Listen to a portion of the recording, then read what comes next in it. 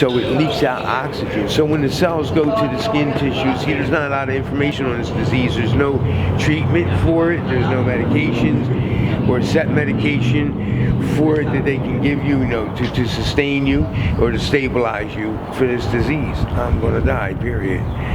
And, I've accepted that. I've come to terms with that.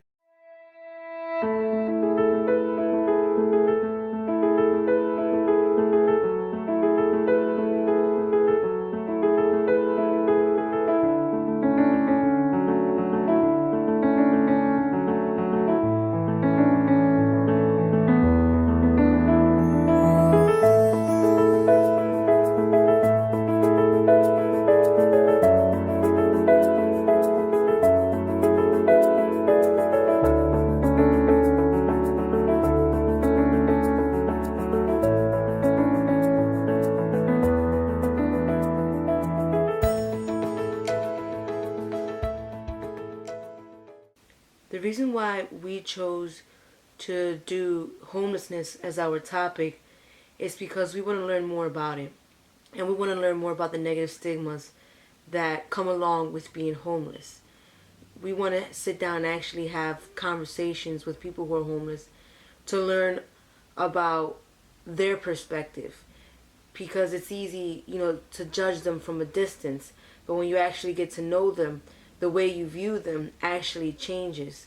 So that's why we chose to do this topic. What do you think the governor or the mayor of Philadelphia can do for you just to better your situation, help you off the street? Because it's an ongoing negative. Give people that are able to work and participate, in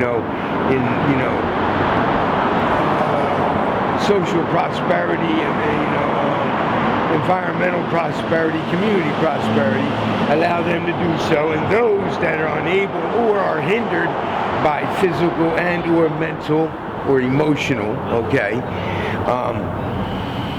disabilities, either give them partial finance or full finance in a housing development, taking all these old bandos and turning it into an apartment complex or rooming houses, rows of them, and put these people in there and put them on the assistance, on the agencies, in the workforce agencies. My name is Ronaldo Colon. I'm a minister in training. I go to Jameson School of Ministry. This is where I come to do my ministry at, down Kensington Avenue, under the bridges. I reach out to do food, clothing, and furniture. I'm trying to get a building on Kensington Avenue. How? A talk show. Speaking as a part of, I'm an ex, drug addict myself. I've been in recovery now 6 years. I almost got to the point of becoming homeless. I lost my wife, my kids, my children, due to my drugs and alcoholism. But the Lord turns my life around in prison. These are peanut butter and jelly sandwiches I always make with sodas and some candy. Every week I bring something different. And you make it yourself? Yes. Me, my grandchildren. We bring them water, Perrier water. Candies, because they usually have candy, sweets for it, and sandwiches that we make to give them to them. And if you're looking forward for me to come down, when I come down here. We were really nervous to interview Tony Gunn because we didn't know what to expect. It was a very intimate moment. We were there for about, I would say, 10 minutes just talking to him. But we were really surprised to find that he actually was a well-educated man.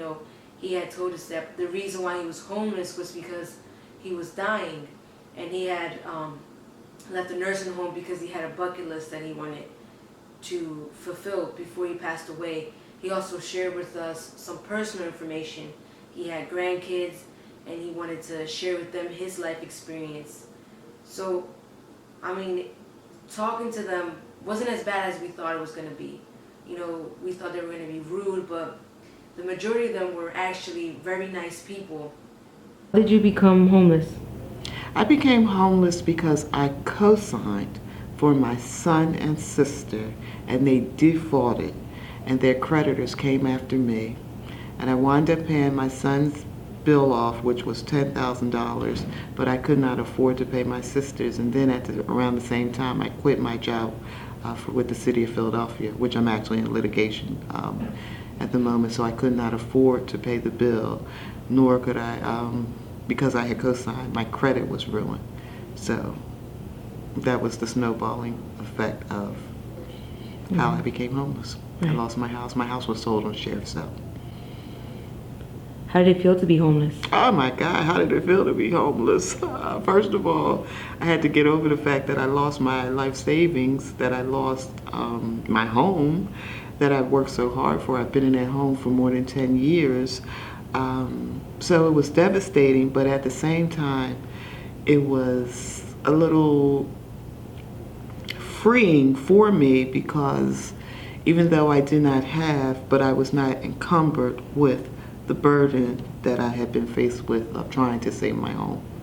So it felt horrible, but yet at the same time, it was considered life. So I knew I had to deal with it. The advice I would give to people that are faced in a homeless situation, one is to seek help. Seek help. Now I did seek help through counselors, through the different agencies that they may have available. And one of the reasons I stayed homeless is because I had a dog. And so even though I sought help, the agencies that I sought help with, they did not place dogs, animals. And so I did not want to give my animal up. But I would tell them to seek help. I would tell them also to pray, because that's another thing I did, pray to God. The last interview we did was with Darlene. She's a classmate of mine in college. And that to me had the biggest impact because I never knew that my classmate was once homeless. You can be sitting next to someone who's homeless and they don't look homeless, so you never assume that they are. But the truth is that that's just a stereotype, that people are supposed to look dirty and smell. People can be well dressed and have their hair done and still be homeless because, that's just a stereotype that goes along with being homeless.